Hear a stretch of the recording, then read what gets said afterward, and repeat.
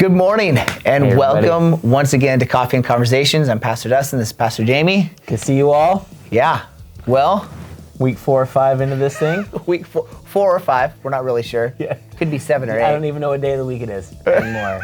How are you holding up? Are you doing all right? Yeah, we're good. You lost power. We lost How power. long? 2 days. Yeah, it was two full days. We had our bathtub full of snow.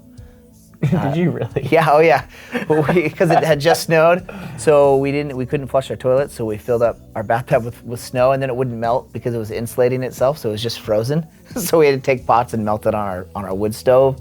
To get water. Yeah, to then flush the toilets. Welcome to Maine. Wow. Had a few trees fall over in our backyard. Big branch that came off, and then we had the windstorm and knocked over a couple of tall, skinny trees. Yeah. Wow. How are you? I'm fine.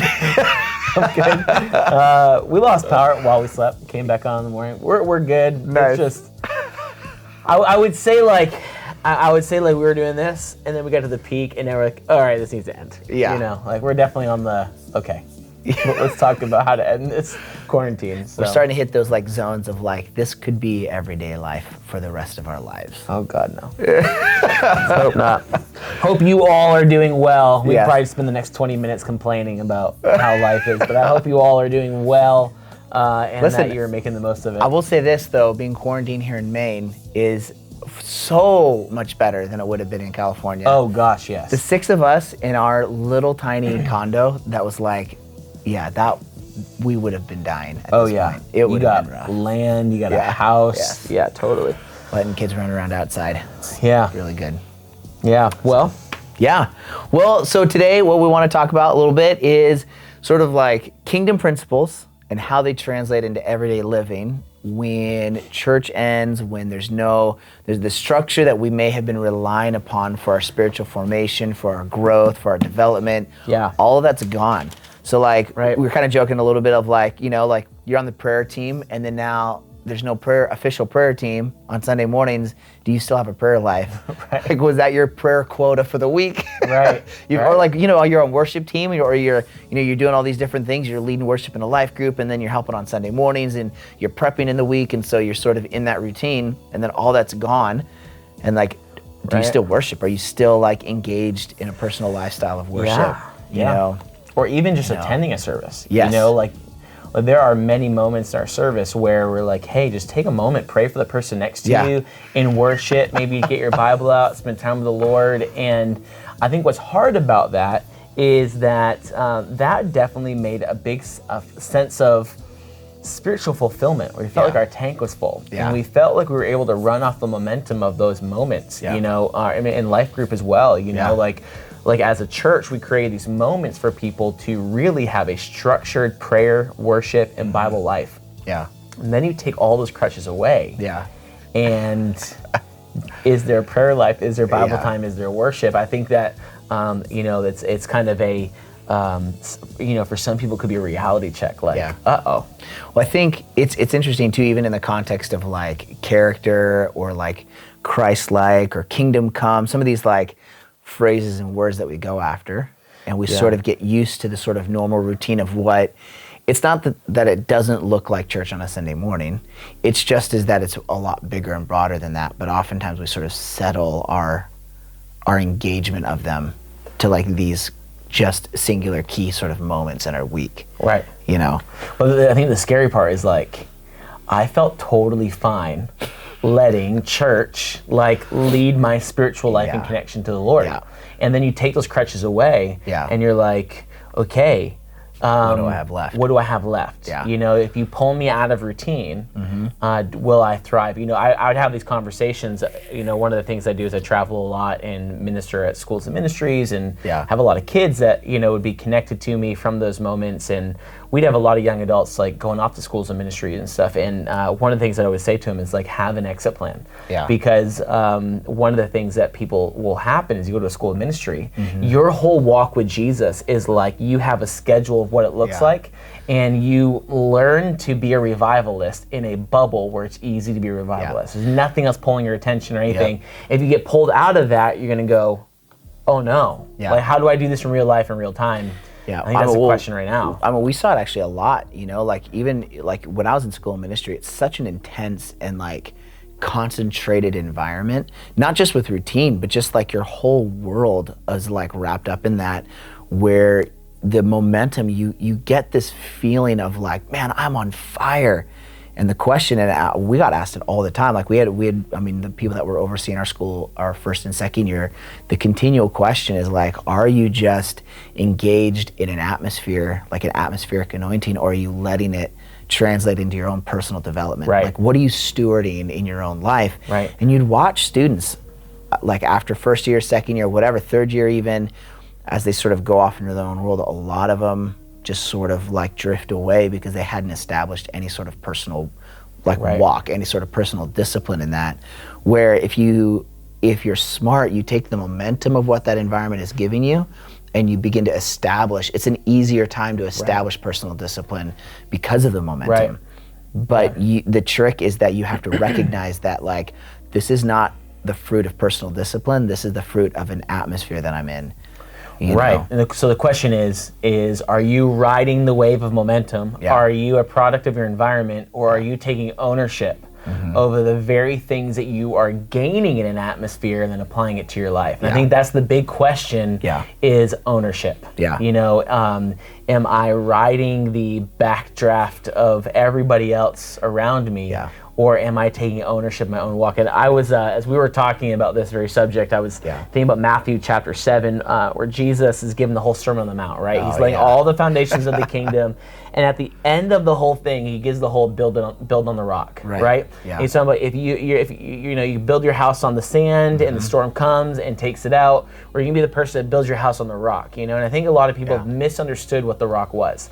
Because I've heard it as simple as like, if you build your house on Jesus, then you're going to have a sure foundation. Don't build it on the world. Yeah. But that's actually not what Jesus said. He says, that sounds super spiritual, by the way. It sounds like the right answer. It sounds like, but that's not what he said. If we put it in the context, Jesus says, whoever hears these sayings of mine and does them. Yeah.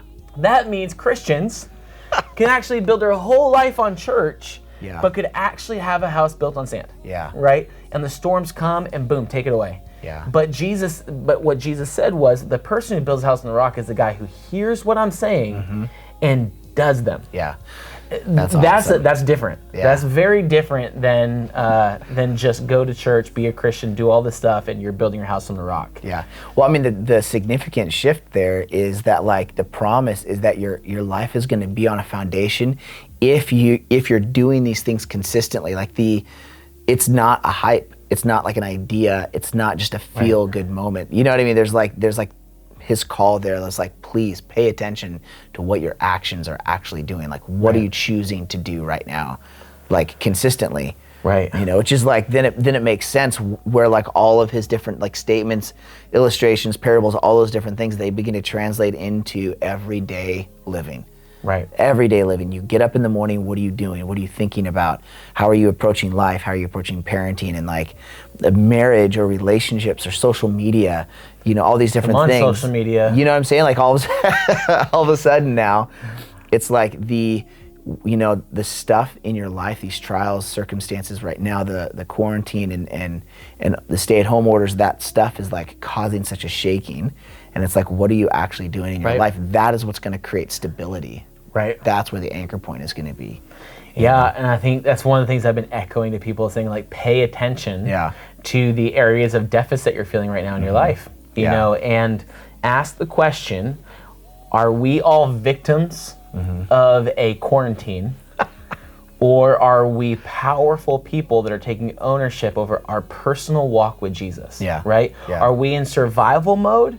Or are we taking like ownership, saying, no, the same God yesterday, today, and forever is not changing because churches aren't gathering. Yeah. His presence isn't different because there's not a really well mixed live sound worship moment. Yeah. these things aren't changing. His ability to answer prayer has not changed. It's not on delay, and my ability to access God might feel different because all my comfort zones have been removed. All my crutches are gone, but he is the same God right now as he always is. The forgiveness is available right now, like shame and condemnation can be broken right now, like you know what I'm saying? Like it's important to understand that all these foundations of these values of the kingdom are available to us right now, but we've got to take ownership over our own personal spiritual fervor, our own excitement and zeal and passion for the Lord, our time in the Word.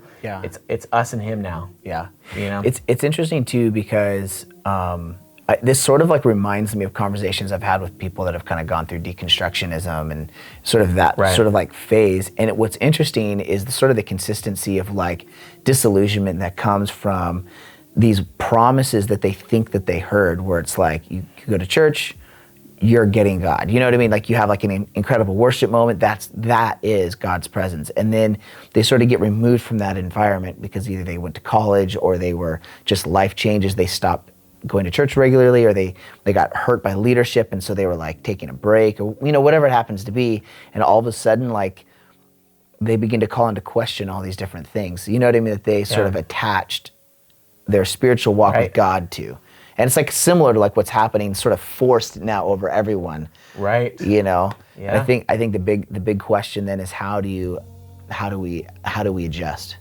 We're talking about exercise, to eating right or whatever. I had routines built into my schedule that made it easy for me to maintain discipline in certain areas. And it's you can't go to the gym. No, you go to the gym and work out, and then you go home and you enjoy sitting on a couch with a warm fire. But now I'm just sitting at home with a warm fire. And you don't have the crutch. You don't have the environment that triggers the desire to work out. Yes. And, exactly. So the crutch is gone. So we're at home. So what does this look like? What is the Sermon on the Mount? What are these what is the epistles, Paul's writing, to believers? How does this look like in our personal life then? How do we maintain this? How do we adjust, Oh man, my wife and I are having this talk every day about working out at home and eating right, and with a routine, all that kind of stuff. And I would love to say hey, here's 5 easy steps. That's not what it is. The reality is actually is that it's really stinking hard. But you have to put one foot in front of the other. You have to. You know what? I would challenge every person watching is to read the Bible without any goosebumps. Without any goosebumps. You know what I'm saying? Read the Bible. Even if you don't feel anything. You don't get any revelation. Just read it. Just consume it. And in faith, receive that something internally is happening to you. Pray over it. We went over that a few weeks ago about how to study the Bible and getting into it. But kind of recalibrate our expectations. I can't go to the gym, nail some push-ups and sit-ups and been whoa, I'm transformed. Right? You don't feel it for a little while as you're digging into it. You have to be willing to do this a lifestyle change forever and receiving in faith that this is doing a work inside of me. I think it's huge. I think, if we keep the sort of gym analogy too, I think there's an element where, you go to the gym and you're used to using a certain machine or a certain set of free weights or whatever that you don't have access to at home. And so it's easy to sort of you know what, I'm at home, I can't really do that workout, I can't do that thing. So I'm just gonna relax. And that's fine. And having a day off is not a problem. But the reality is you can translate that workout to things that you have at home if you really want to, if you really take it seriously. Right. You may not get the same exact style of workout, you may not get the same feeling or the same buzz or the same environment, that sort of atmospheric enjoyment that is honestly is a gift. I see it as a gift, but you may not get that at home, but there's something about if you take it serious, you can translate stuff. Right. You know what I mean, to your everyday walk, if that makes sense. Yeah, it's crazy the mental barriers we have, right? So day one is quarantine. We went and got a treadmill from my parents, right? We went and got their treadmill, and I convinced myself that I burn more calories on the treadmill at the gym than the treadmill I'm running on in my house, right? So like I'm mentally going, it's not the same. I get a better workout, and the reality, it's all this mental barrier, you know? Like the reality is that when my pastor reads the Bible, it's just different than when I read the Bible. When he teaches it, I get more out of it, you know? Like, no, the reality is, it's the exact same. Yeah. But you've got to recalibrate your mind and your attention. And like my encouragement to everybody in forgiving someone that's hurt you, relational connection. Like we've relied on going to church to have relational connection. Now it's gone. Like thinking of your neighbor, taking care of, serving somebody who's in need, worship and prayer. Like we have to recalibrate our mind to realize that we can get just as much alone with the Lord as we could. I mean, the church is different, right? Like we long for that. It's always going to be different. It's going to have a really unique place in our lives. But for us to take ownership of our walk with Jesus and applying all the values of the kingdom into our everyday walk, it's got to start somewhere. And it's one foot in front of the other. If you're literally feeling overwhelmed, I know people that will shut down. They go, and they just like, you know, like, I don't know where to start. I don't know how to pray. I didn't feel anything. And it's just like, it's so daunting that I'm not even going to try. I'm just going to wait for church to start. And what I want to just even encourage everyone is that church is going to be a lot better when we all get together. When we actually learned to press in and pray and fight. It, like, we've got to change our expectations. We can't have such high expectations on ourselves that we're going to have this angelic experience every time we pray and every time we read. We need to change it and go, I might not feel anything, but I have faith that something's happening inside me every time I open this up and read it. So I would just encourage everyone to put one foot in front of the other and press in. I think sort of in that same deal, I know this is like super cheesy, but like we talk about like the whole point of like the Sermon on the Mount, and not just the Sermon on the Mount, but like the whole thing of Jesus coming is that we are transformed, like we encounter Jesus, right? Forgiveness of sins, we're adopted as children of God, and our job is to become Christ-like in our world and in our environment, right? You know what I mean? Like exemplifying who Christ is to people around us. But some of us don't really have anyone around us. You know what I mean? You might have a spouse or some kids or some roommates, and that's the extent of it. And so the reality though is it's really easy to get complacent in that sense of like, this is just home, or is this sort of like normal life? Like, I'm just gonna fight with my roommate or scream at them or yell at them or whatever, like this sort of deal. I think that like the challenge, like the sort of like practical challenge that I would wanna give people is like, I know it's so cheesy, but it's like that bracelet back in the 90s, the WWJD bracelet. We all had them. We all had several of them. What would Jesus do? You know, I mean, that was huge when I was a teenager, you know? But the reality is like, honestly, like what does being Christ-like look like right now for you practically? Right. What does it look like, the way that you're talking to your kids that you've been like trapped with in your home? What does it look like with your spouse? You know, like what does it look, serving, the idea of serving isn't just volunteering in the church nursery or volunteering as an usher or a greeter at church on a Sunday gathering. Serving looks like your attitude on how you approach relationships with your kids, with your roommate. You wake up in the morning and instead of being frustrated that they didn't wash the dishes, you go into the kitchen and you wash your roommate's dishes. You serve them. You are actually becoming Christ to your roommate in that moment. Come on. You know, and I think that like, I think helping people, I think my heart in this that I would really hope people walk away with is really taking a moment to think through personally, what does walking out their Christian walk look like practically right now? Both in spiritual formation, so it's like the reading, praying, engaging with Christ. I love what you talked about, like keeping your internal fire alive. Like what are you doing to keep that flame going? And then sort of the other side of that of just like practical choices and engaging with people that you're in relationship with. You don't just want to serve, you want to become a servant. This is the time like we've been Christians. And we worshiped. And we went to church. And now's the opportunity that we can actually learn to become a servant. And we can learn to become a worshiper. We can learn to become an intercessor. We can learn to become a lover, right? And this is the time where we could actually take on a real identity in the season and not just, and not just the functions of Christianity that we're serving in a Christian world, but that we're actually becoming these very values that that's it. That's huge. I mean, honestly, that's like Jesus, the Samaritan woman, right? Right. He's seeking worshipers, right, that worship in spirit and in truth. He's not like, it's the worshipers. Like that's like that. It's that same deal of like, we're not just filling a role. Like there's like an identity shift. He even said in that, he says, I don't care about the mountain. Yeah. She's like, well, our fathers worshipped on this mountain. Yes, He's like, no, it's not about the mountain. I'm whether it's here worshipers. or there, like, right. That's it. Yeah. That's awesome. Well, I hope that helps everybody. I just really want to encourage everyone to, I know we don't know what day, maybe you haven't showered in a week. You're still in yesterday's pajamas. Oh. Sorry. He's the same yesterday, today, and forever. That's right. And that this is actually such a cool opportunity for us to really grow in our identity and to apply these core values and to really build our house on that rock. Yeah. And to take it all on. So one step in front of the other, and I hope this is a really fruitful season for everybody. Yeah. Amen. Have a great week. Bless you guys.